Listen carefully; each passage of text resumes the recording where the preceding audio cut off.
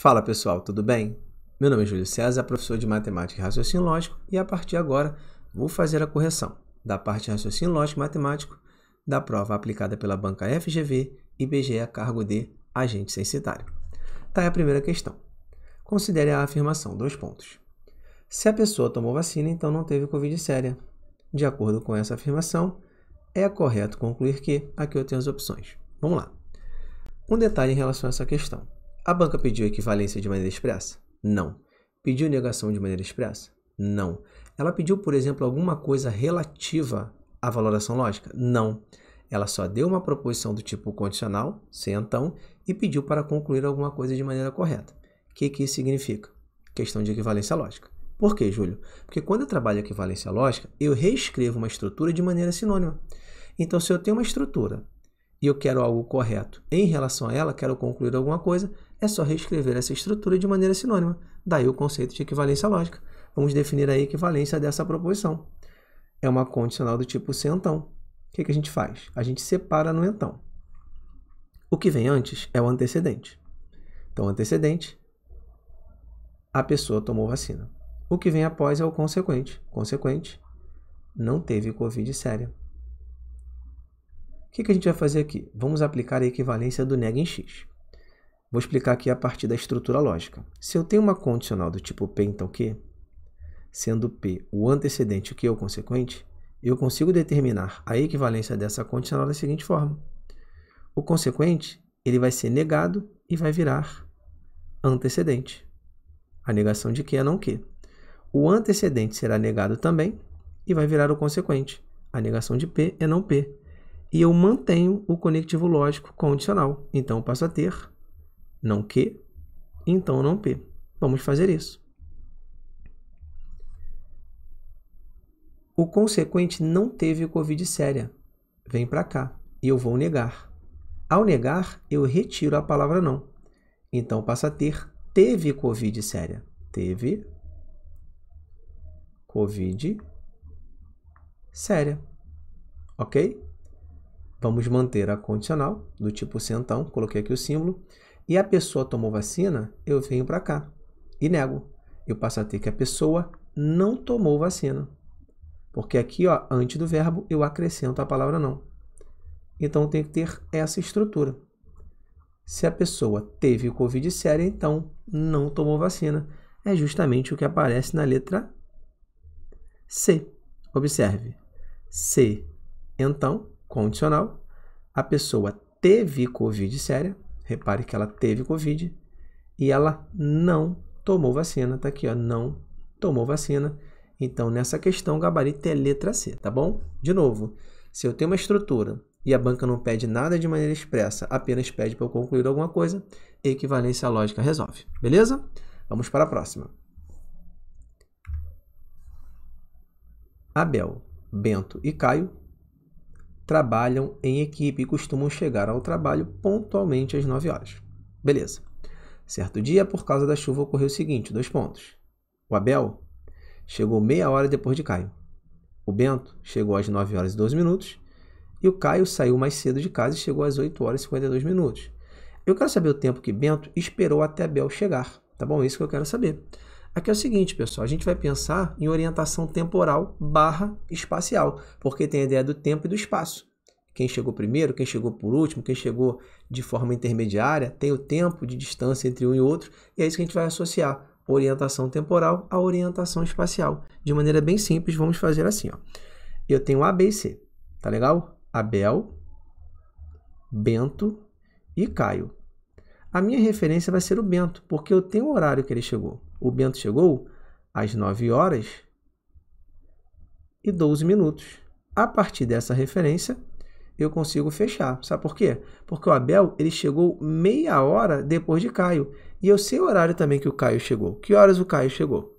8 horas e 52 minutos. Então, Caio, ó, 8 horas e 52 minutos, que também poderia ser minha referência. Escolhi o Bento, mas poderia ter sido o Caio sem problema nenhum, porque em ambos os casos é o seu horário de chegada.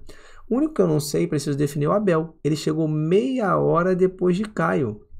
Pessoal, se o Caio chegou 8 horas e 52 minutos, meia hora depois de Caio é exatamente 9 horas e 22 minutos. Tá? É só acrescentar 30 minutos. a 8 horas e 52 minutos. Aí eu defino o horário que o Abel chegou, 9 horas e 22 minutos. Eu quero saber o tempo que o Bento esperou até Abel chegar. Nesse caso, pessoal, o que eu vou fazer? A menos B. O A é 9 horas e 22 minutos. E o B, vou colocar abaixo, 9 horas e 12 minutos. Fazendo a diferença, 22 menos 12 dá 10, são 10 minutos. E claro, 9 menos 9 eu corto. Então, o gabarito é a letra A, tá bom? Então, se eu pensar aqui na orientação espacial, quem chegou primeiro foi o Caio. Só para poder ficar melhor contextualizada a questão. O segundo a chegar foi o Bento. E o último a chegar foi o Abel. Tá legal? Nessa questão, o gabarito é letra B. Letra A, perdão, 10 minutos. Porque o Bento esperou 10 minutos, né, até o Abel chegar, sendo o Abel o último. Beleza? Então, gabarito letra A, 10 minutos. Foi? Show de bola. Vamos para a próxima.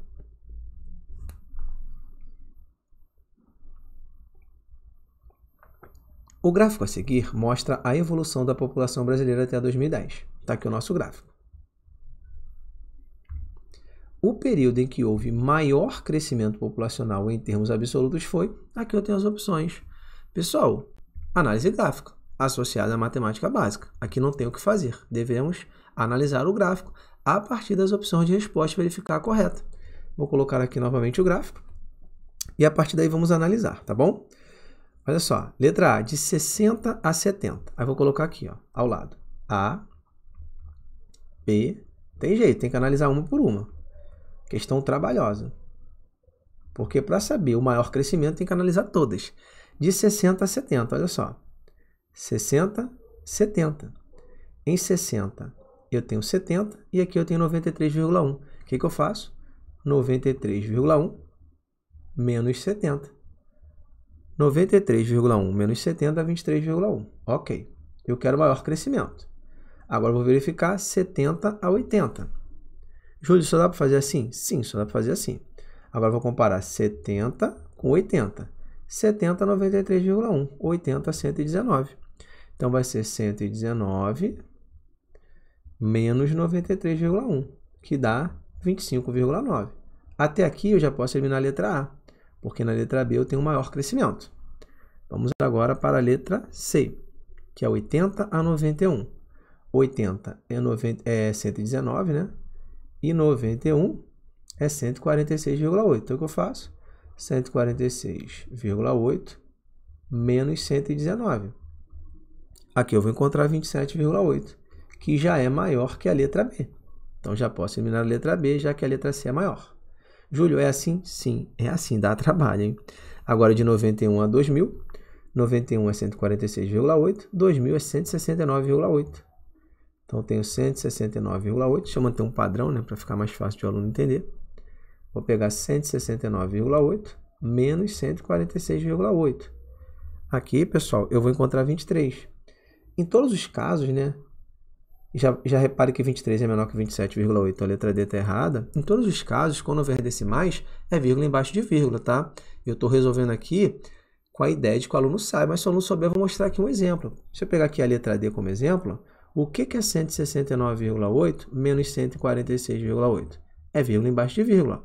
8 menos 8 dá 0, 9 menos 6 dá 3, 6 menos 4 dá 2 e 1 menos 1 dá 0. E 23,0 é a mesma coisa que 23, tá? É só para não entender aqui a ideia das contas que estão sendo feitas, beleza? É vírgula embaixo de vírgula.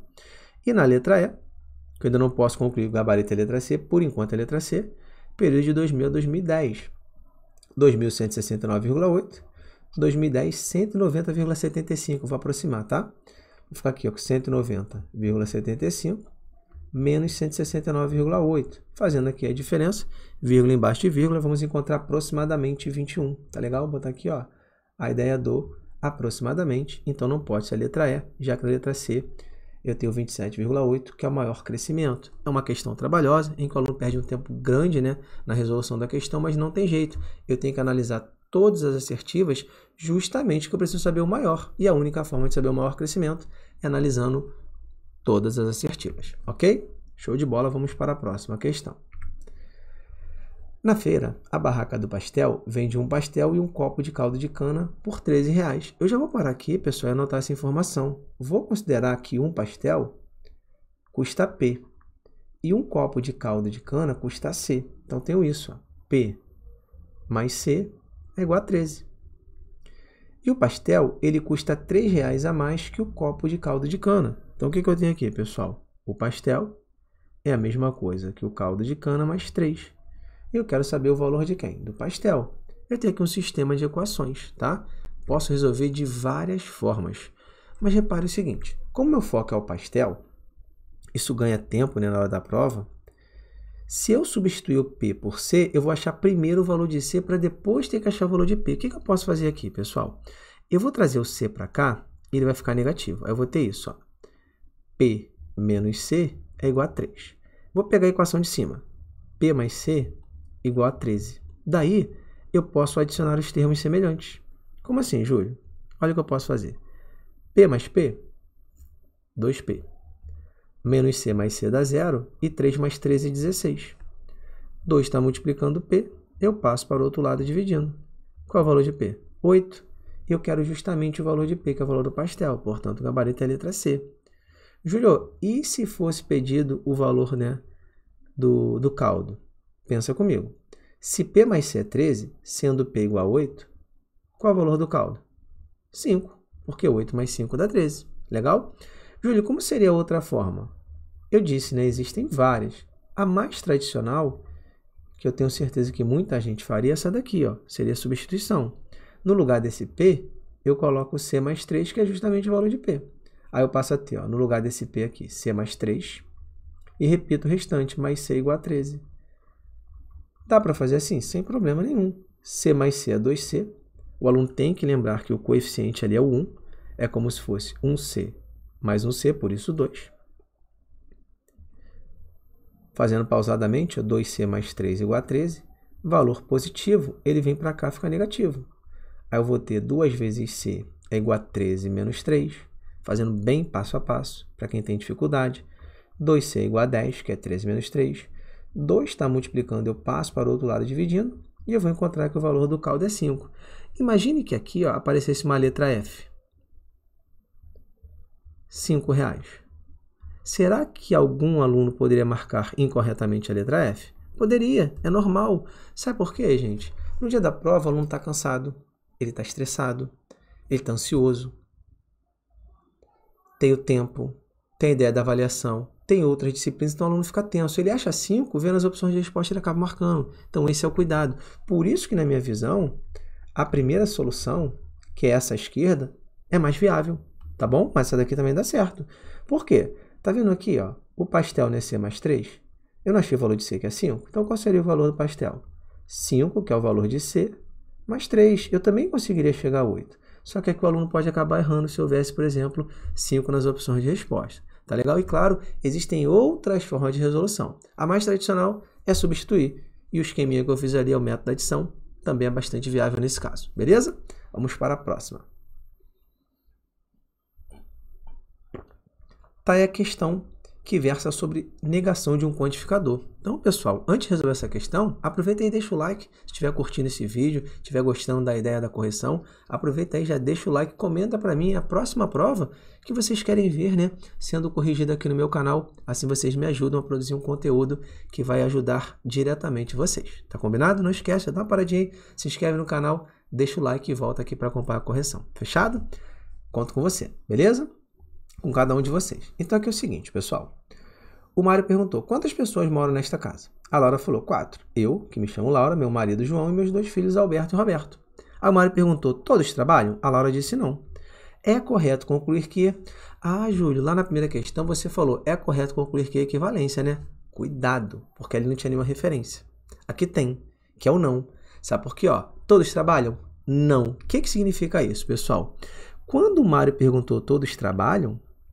E a Laura disse não, é porque essa pergunta, se fosse uma afirmação, ela seria o quê? Falsa, né? Todos trabalham não é verdade, porque a Laura disse que não. Então significa o seguinte, não é verdade que todos trabalham, isso aqui é falso. Então preciso negar. Agora, na conclusão, eu não vou trabalhar a ideia de equivalência, Observe que se eu voltar na primeira questão que a gente resolveu, observe que aqui não tem a ideia de ser falso, de ser mentira. Ó. Eu dou uma afirmação e peço para concluir. Diferente daqui, a gente não pode generalizar. Aqui, eu tenho a ideia de ser falsa a afirmação, que na verdade é uma pergunta, todos trabalham? Não. Então significa que isso aqui é falso. Essa conclusão aqui vai ser obtida através da negação daquela proposição. Cuidado, pessoal, isso na prova confunde muito, tá bom? Se todos trabalham é falso, é porque eu preciso negar aquela proposição e existe um quantificador universal. O que eu faço? Eu vou negar trocando o quantificador universal por um existencial, algum, pelo menos um, existe um, qualquer palavra ou expressão que dê a ideia de parte, tá bom? Então, passa a ter pelo menos uma pessoa, que é pelo menos um, né? No caso aqui, pessoa, pelo menos uma pessoa não trabalha, porque eu nego antes do verbo. Então, a negação vai ser isso, ó. Pelo menos uma pessoa não trabalha, que é justamente o que aparece na letra D. Pelo menos uma das 4 pessoas não trabalha. Então, nessa questão, o gabarito é letra D. De novo, hein? Todos trabalham? Não. Então, significa que isso é falso. Se isso é falso, eu preciso negar. E a minha conclusão vai ser a negação. Estou falando isso com detalhes porque os alunos confundem. Cuidado. É correto concluir, só vai ser equivalência se não houver referência à falsidade, à mentira, à negação. Tá legal? Aqui tem referência à mentira, à falsidade, então preciso negar. E como é que eu nego um quantificador universal? Eu troco pelo existencial. Então, posso trocar o todos por algum, pelo menos um, existe um, há, entre outras palavras / expressões que indicam a ideia de parte, tá bom? Aqui eu optei pelo menos um, porque é o que aparece na letra D. Pelo menos uma das 4 pessoas não trabalha. Tudo bem? Então, o gabarito é letra D. Pessoal, ainda não conhecem o meu trabalho? Está aqui meu Instagram, @Prof. Júlio César Santos. Aproveita para me seguir, que assim vocês vão conferir dicas, bizus, macetes, tudo, né, de matemática e raciocínio lógico. Beleza? Combinado? Vamos para a próxima questão. Sabe-se que a sentença se Carla é gaúcha, então Carlos não é baiano, é falsa. Aí, pessoal, novamente, ó, é correto concluir que... Então, repare que aqui, ó, é a terceira questão na mesma prova que aparece a ideia de concluir alguma coisa correta. Só que aqui tem uma menção àquela proposição ser falsa. Então, eu posso trabalhar aqui de duas formas. Posso pensar na valoração lógica ou posso pensar na negação. Em ambos os casos, eu vou chegar à resposta correta, tá bom? Se eu tenho uma condicional do tipo se então, ela somente é falsa em um momento. Eu a separo no então. O que vem antes é o antecedente, o que vem após é o consequente. Então, antecedente, Carla é gaúcha. O consequente, Carlos não é baiano. Como isso aqui é falso, eu vou negar essa proposição. De que maneira? Eu vou manter, repetir o antecedente e, que é a nossa conjunção, vou negar o consequente. É o que a gente conhece como regra do mané. Mantém e nega, tá bom? Ao manter Carla é gaúcha, eu vou repetir. Continuo tendo Carla é gaúcha. Sai o se, então. Cuidado, porque tem que sair o se, então. Fica o e, que é a nossa conjunção. E eu mantenho... Eu nego o consequente. Ao negar o consequente, eu retiro a palavra não. A negação de Carlos não é baiano é Carlos é baiano. Então, qual é o correto aqui, pessoal? Qual é o gabarito? Carla é gaúcha, porque eu vou repetir, eu vou manter. E Carlos é baiano, porque ao negar eu retiro a palavra não. Então, observe, o gabarito é a letra D. Carla é gaúcha e Carlos é baiano. Júlio, você falou na ideia da valoração lógica, porque você disse que podia resolver por negação ou por valoração lógica. Eu estou curioso, eu estou curiosa. Como é que seria a ideia da valoração lógica? Eu vou mostrar aqui para você agora. Olha só, pessoal, eu não tenho isso. Ó. Se Carla é gaúcha, eu vou botar CG, tá bom? Então, Carlos não é baiano, não CB, só para não ter que escrever, tá bom, pessoal? Se eu pensar em valoração lógica, a banca está dizendo que essa condicional é falsa. Seria uma outra forma de resolução. E a condicional só é falsa em um momento, quando o antecedente é verdadeiro e o consequente é falso. Beleza? Então, só assim a condicional é falsa. E eu não quero uma conclusão correta, ou seja, eu quero a única proposição dentre as opções de resposta em que o resultado, né, o valor lógico vai ser verdadeiro. E se eu pegar uma por uma, vou mostrar aqui para vocês, vocês vão perceber que somente na letra D eu tenho o valor lógico verdadeiro. Tá bom? Vamos conferir?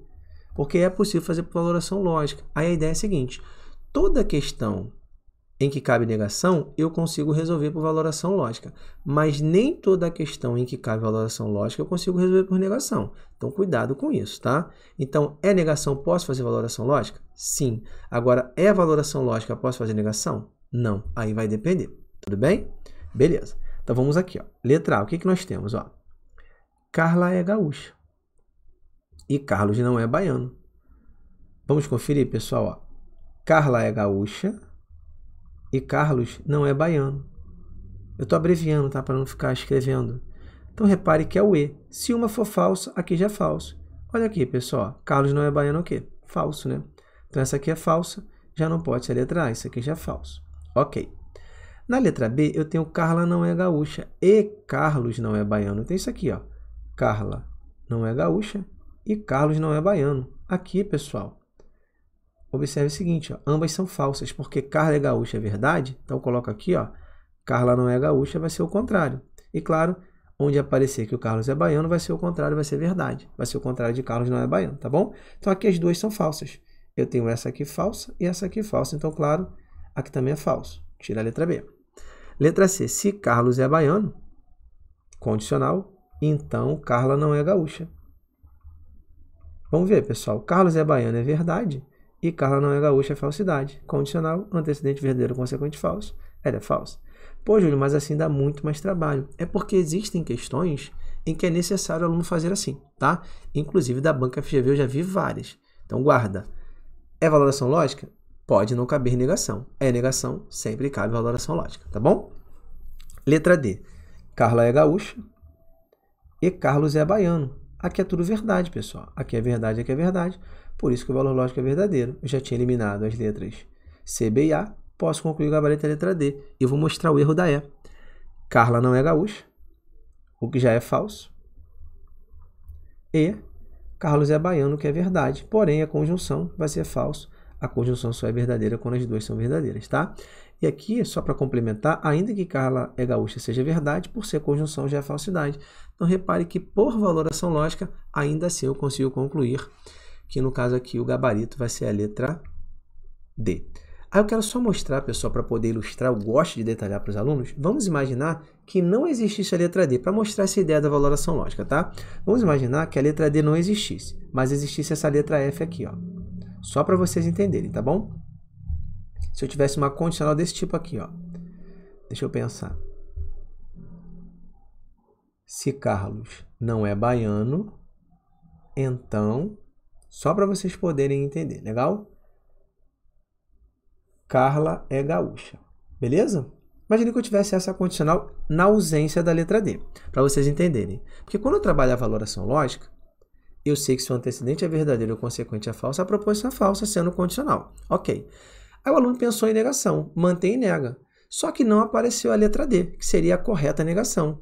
Mas, Júlia, eu posso ter uma questão em que uma condicional é falsa e eu tenha como resultado uma outra condicional, porque eu aprendi que a negação de uma condicional nunca será outra condicional. É claro que você pode, porque você pode trabalhar a valoração lógica. Eu não estou pedindo a negação, eu só disse que ela é falsa. E observe o que vai acontecer aqui na letra F, tá? Lembrando que é só uma ideia, só uma ilustração. Tá vendo aqui não CB? Carlos não é baiano? Pessoal, Carlos não é baiano tem que valor lógico? Falso. Carla é gaúcha tem que valor lógico? Verdadeiro. Isso aqui é uma condicional. Qual é o valor lógico aqui? Verdadeiro. Então, se a D não existisse, o gabarito seria a letra F, porque ela tem valor lógico verdadeiro. Então, repare que a banca afirmando que ela é falsa, eu posso trabalhar a valoração lógica ou negação. Porém, na ausência da negação, eu tenho que ter todo esse trabalho de valoração lógica, tá bom? Então, só para a gente fechar aqui o raciocínio que eu gosto de detalhar, porque você pode ser pego, né, surpresa na prova. A banca disse que é falsa, pediu para concluir alguma coisa. Sempre posso fazer por valoração lógica? Sim. Dá para fazer por negação? Depende. Se a negação aparecer nas opções de resposta, ótimo. Se ela não aparecer, tem que valorar cada uma das assertivas. A banca não disse nada, pediu para concluir alguma coisa, equivalência. Ela disse que é falsa, eu posso trabalhar negação ou a ideia da valoração lógica. Tudo bem? Show de bola, eu fiz com muito carinho isso aqui para vocês. Agora não se esqueçam de deixar o like, hein, pessoal? Agora valeu o like, hein? Legal? Olha aqui, ó, negação de maneira expressa. Eu quero negar esse quantificador. Toda a cobra é verde ou venenosa. Galera, aqui eu tenho a proposição composta, né? A gente já falou sobre isso nessa aula, inclusive, quando a gente negou uma questão em que havia um quantificador universal. O que eu vou fazer aqui, pessoal? Eu estou negando uma proposição composta, do tipo de junção. Tem o ou ali. Como é que a gente nega a disjunção? Vamos negar as duas proposições e vamos trocar o ou pelo e. Então é o seguinte, ó, eu vou trocar o ou pelo e e vou negar as duas proposições. Só que ao negar as proposições, eu tenho aqui toda a cobra é verde, beleza? Eu vou trocar o toda, né, pelo algum. Então, vou ter alguma, pelo menos uma, existe uma. Então, alguma cobra não é verde, porque eu vou negar antes do verbo. E, aqui, pessoal, o verbo está implícito, né? Toda a cobra é verde ou é venenosa. Então, eu vou negar aqui, ó. E não é venenosa. Essa vai ser a negação, tá bom? Legal. Observe que na letra C, que é o nosso gabarito, eu tenho o existe. O existe é sinônimo de alguma. E, claro, existem outras palavras, expressões que dão essa ideia para a gente, beleza? Ok. Olha só. Existe cobra que não é verde. Ok. E não é venenosa. Aqui, ó. E não é venenosa. Esse nem, pessoal, ele equivale ao e negado. É a mesma coisa que e não. Por isso que está correto, porque o nem é a mesma coisa que não. Então, o que eu estou falando aqui, ó, existe cobra que não é verde e não é venenosa. Então, o gabarito é a letra C, porque o nem equivale a e não. Então, cuidado aí, né, com essas questões, porque a banca também trabalhou a ideia de equivalência, porque o nem equivale a e não. Portanto, nessa questão, o gabarito é a letra C. Ok? Vamos para a próxima. Lorena tinha 135 residências para visitar e Pilar tinha 42 a menos do que Lorena. Então, olha só. Aqui é operações fundamentais da matemática, tá bom? Lorena e Pilar. A Lorena tinha 135. A Pilar tinha 42 a menos.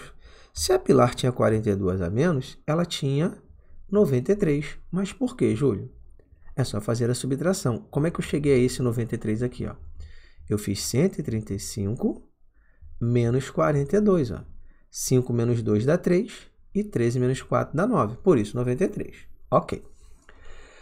Houve uma alteração na programação e 12 residências que seriam visitadas por Lorena passaram para Pilar. Então, aqui é o seguinte, ó, eu tiro 12 daqui e acrescento aqui.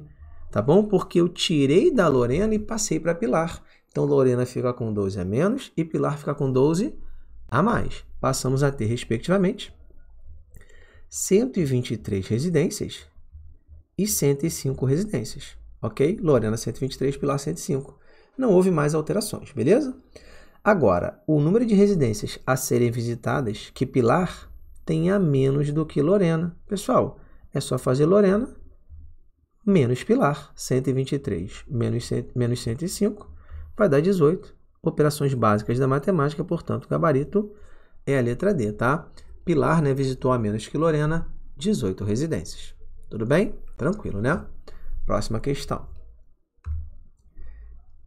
Aqui é o seguinte, pessoal. Em relação a essa expressão aqui, o bizu é fazer de baixo para cima, tá bom? Assim o aluno não erra. Vamos por etapas, tá legal? Dá um pouquinho de trabalho, mas dá para a gente resolver. Vamos lá. O que é fazer de baixo para cima, né? Tem que fazer de baixo para cima. Eu vou começar aqui, ó, 1 menos 1/3, tá? Eu vou fazer de baixo para cima. O restante eu vou repetir, para ficar uma correção bem didática, ó. X é igual a 1 mais 1 sobre 1 mais 1 sobre. Aí eu vou resolver 1 menos 1/3. De que forma? Ó? Faço 3 vezes 1, 3, menos 1, 2. Aí eu passo a ter 2/3. De novo, ó, vou dar um zoom aqui. Vou pegar um asterisco para dar um zoom, para que você possa entender melhor. Eu tenho 1 menos 1/3. Então, faço 3 vezes 1 menos 1. 3 vezes 1 dá 3, menos 1 dá 2. E eu mantenho o denominador. Ok. Agora, de baixo para cima. Beleza? Vou fazer isso daqui. Ó. Isso aqui é uma divisão de frações. Vou para cá. Ó. Vou botar aqui um asterisco vermelho, que o aluno entende, tá? Separadinho. O que é 1 sobre 2/3? É uma divisão de frações. É como se fosse 1 sobre 1 que divide 2 sobre 3. Aí como é que a gente faz? Repete a primeira e multiplica pelo inverso da segunda. 1 vezes 3 dá 3, 1 vezes 2 dá 2. Então, eu tenho 3 meios, tá legal? Aí, vou repetir para ficar bem didático, ó. X é igual a 1 mais 1 sobre 1 mais. Aqui eu sei que é 3 meios. Agora, vamos fazer essa parte aqui, ó, de baixo para cima. Asterisco verde agora. Eu vou fazer 2 vezes 1 dá 2, mais 3 dá 5. Deixa eu colocar aqui, ó, 1 mais 3 sobre 2, perdão. 2 vezes 1 dá 2, mais 3 dá 5. Eu mantenho 2, então eu tenho 5 meios. Então, a gente passa a ter essa igualdade aqui, ó. X é igual a 1 mais 1 sobre 5 meios. Agora, vamos fazer aqui, ó. 1 sobre 5 meios. Vou indicar aqui, ó. É como se fosse 1 sobre 1 dividido por 5 meios. No passo a passo, o aluno entende divisão de frações. Repete a primeira e multiplica pelo inverso da segunda. 1 vezes 2 dá 2. 1 vezes 5 dá 5, então é 2 quintos. Então, o valor de x é 1 mais 2 quintos. Caramba, Júlio, questão chata, né? Olha, meu amigo, olha, minha amiga, é bastante trabalhosa. 5 vezes 1 dá 5, mais 2 dá 7. Então, o valor de x é 7 sobre 5, que não aparece nas opções porque eu preciso dividir 7 por 5. Aí eu vou no meu rascunho. 7 dividido por 5 dá 1. 1 vezes 5 dá 5. Tira a diferença, dá 2. Abaixo o zero, bota a vírgula. 20 por 5 dá quanto? 4. 4 vezes 5 dá 20. O resto é zero. Então, 7 sobre 5 é a mesma coisa que 1,4. Portanto, o gabarito é a letra C. A questão começa é muito trabalhosa, mas qual bizu? De baixo para cima, tá bom? Aos pouquinhos, passo a passo, o aluno não erra. Dá trabalho, mas ele garante o ponto. Show? Belezinha. E fechando a correção da prova, a gente tem isso aqui, ó. Sabe-se que 10% de x equivale a 25% de y, assim y corresponde a n% de x. E eu quero saber o valor de n. Galera, questão muito batida, né, de porcentagem. Se a banca não fornece um valor, eu posso atribuir um valor aleatório. E qual o melhor valor aleatório a se atribuir? É o 100. Então, o que eu vou fazer aqui? Eu vou falar que o x, ele é 100. E a partir daí, eu consigo definir o valor de y. Sabe por quê, pessoal? Se o x é 100, repare que 10% de x é igual a 25% de y. Quanto é 10% de x, gente? 10% de x é dividir 100 por 10. Então, 10% de x é 10. E a banca está falando que esse valor aqui ele é 25% de y. Então, tem isso aqui, ó. O que é 25% de y? Esse aqui, ó. 25% de y é igual a 10, porque os 10% de x representam a mesma coisa do que os 25% de y. Aqui que o aluno pode fazer aqui para facilitar, olha só. O 25% é a mesma coisa que 1/4, basta dividir ambos por 25. 25 por 25 dá 1 e 100 por 25 dá 4. Então, tem 1/4 vezes y igual a 10. Isso aqui, ó, 1/4 vezes y igual a 10. Aqui que eu posso fazer? Posso fazer 4 vezes 10. E 1 vezes y dá y. Então, qual é o valor de y aqui, pessoal? 40. E o valor de x é 100. Tudo bem? Aqui que a gente vai pensar aqui, gabarito claro é letra A, né? Por que gabarito é letra A? Porque se o y é 40 e o x é 100, eu quero saber y em relação a x. 40 em relação a 100 é 40%. Tá legal? Então, o gabarito é a letra A. Beleza, pessoal? Show de bola? Então, encerro por aqui a correção, né, dessa prova do IBGE, Banca FGV, Agente Censitário. Espero que vocês tenham curtido. Aproveita para poder comentar o que vocês acharam da correção, pontos positivos e negativos. Ficar à vontade para poder, inclusive, me orientar para que eu possa melhorar para as próximas aulas. Tá legal? E comentem para mim o que acharam dessa correção, outras provas que vocês querem ver corrigidas aqui no meu canal. Marque aquele amigo, aquela amiga que precisa assistir a essa correção. E, pessoal, fica à vontade para interagir comigo. Não esqueça o like, compartilha com seu colega, com a sua colega, para que eles possam, né, assistir a esse vídeo também, tá bom? Muito obrigado por estarem aqui comigo. Tamo junto, um grande abraço e até a próxima.